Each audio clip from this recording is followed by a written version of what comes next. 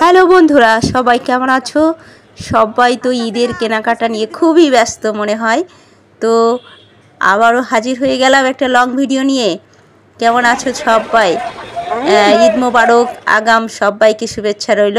তো বন্ধুরা, আজকের পর্বে তোমাদেরকে দেখাচ্ছি আমরা যে ফার্ম গেটের দিকে গিয়েছিলাম, সেখানে যে ভিডিও করেছিলাম, অনেক ভিডিও করেছিলাম, তো তার কিঞ্চিত দেখাচ্ছি।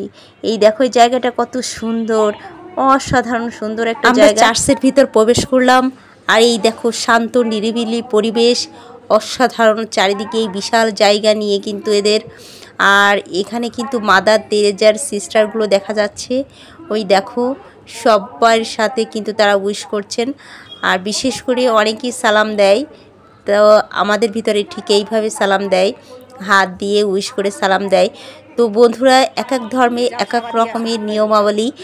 তো বিশেষ করে আমরা এখানে এসেছি, এই দেখো এখন আমার বাচ্চারা দৌড়ে চলে যাচ্ছে। সাধু জোসেফের এখানে মূর্তি আছে, সেখানে যে একটু পায়ে হাত দিয়ে সালাম করলো। তো বন্ধুরা, তোমাদের কাছে এই ভিডিওগুলো নিশ্চয়ই কারো কাছে ভালো লাগবে, আবার কারোর কাছে ভালো লাগবে না, এটাই স্বাভাবিক। তো তারপরেও আমার যেটা প্রয়োজন মনে হয়েছে, আমার যেটা গ্রহণযোগ্য মনে হয়েছে, সেটাই আমি তোমাদের কাছে শেয়ার করলাম। তো বন্ধুরা দেখো কত সুন্দর একটা নির্মল জায়গা। আমার না খুবই ভালো লাগে যখন আমি এখানে আসি, কারণ এখানের পরিবেশ যে এত সুন্দর। আগের দিন অল্প একটু দেখিয়েছিলাম, আজকে বাকিটা দেখাচ্ছি। এই দেখো বিভিন্ন ছাত্রছাত্রীরা আছেন যারা বিকেলের দিকে সবাই কিন্তু চার্চেও আসেন, চার্চ করেন, আবার এদিকে একটু ঘোরাফেরা করেন। কারণ ঢাকা শহরে এরকম জায়গা কিন্তু পাওয়া খুবই দুষ্কর।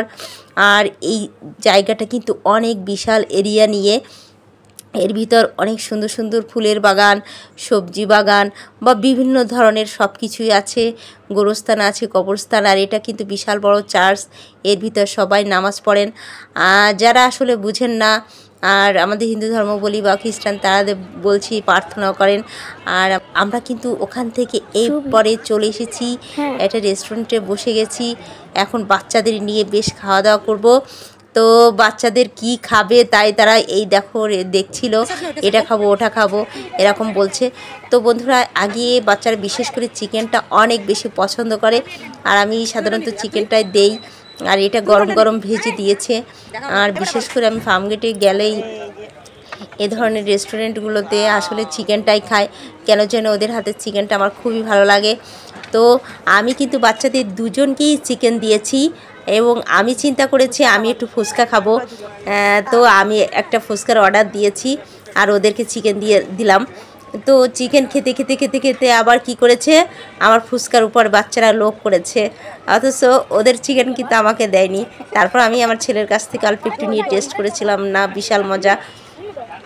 আমার একটু পরেই কিন্তু চলে আসছে আমার জন্য ফুচকা, আর এখানকার ফুচকাটাও অনেক বেশি মজা লাগে।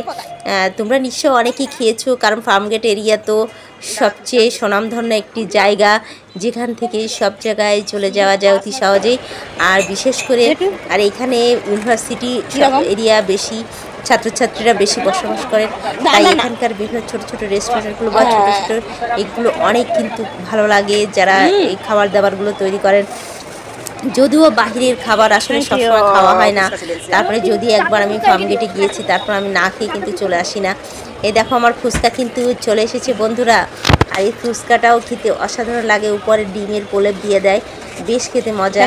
তো এই দেখো আমি একটু খেয়ে টেস্ট করলাম, ওয়াও সেই স্বাদ, একেবারে মুখ ধুয়ে খেয়ে। একটা ফুচকা অনেক বড় থাকে এবং পুরোটা মুখে ভরে দিলে বেশ মজাই লাগে।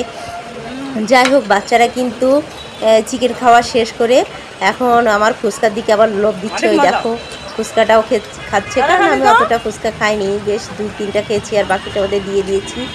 তো তারপরে আমরা খাবো একটা ঠান্ডা খাবো, আর ঠান্ডা খেয়ে আমরা আবার বাসায় ফিরে আসবো, যেহেতু আমাদের বাসা কিন্তু মতিঝিলে, আর ফার্মগেট এখান থেকে প্রায় তোমরা তো বুঝতেই পারছো যারা ঢাকাতে থাকে কতটুক জায়গা।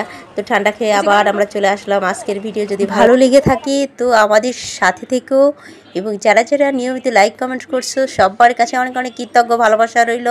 প্রিয় বন্ধুরা, ঈদটি সবারই ভালো কাটুক, সুস্থ থাকুন, এই দোয়া রইল।